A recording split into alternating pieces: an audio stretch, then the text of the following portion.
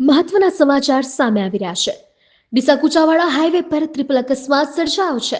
બે ટ્રેલર અને કાર વચ્ચે ગમખ્વાર અકસ્માત સર્જાયો છે અને ત્યારબાદ આગ લાગ્યાની ઘટના પણ સામે આવી છે. બનાસકાંઠા જિલ્લાના ડીસા તાલુકામાં જેરડા કુચાવાડા રોડ પર ગંભીર અકસ્માત સર્જાયો છે. બે ટ્રેલર અને એક કાર વચ્ચે સામસામે અથડામણ થઈ હતી. અથડામણની તીવ્રતા એટલી હતી કે ત્રણેય વાહનોમાં આગ ભભૂકી ઉઠી હતી.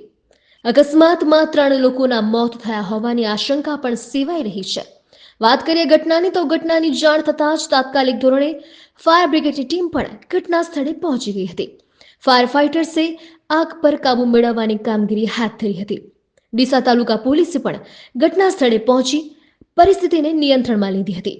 અકસ્માતને કારણે રસ્તા પરના જે વાહનો છે તે વાહન વ્યવહારો કેટલાક સમય માટે ખોરવાયા હતા.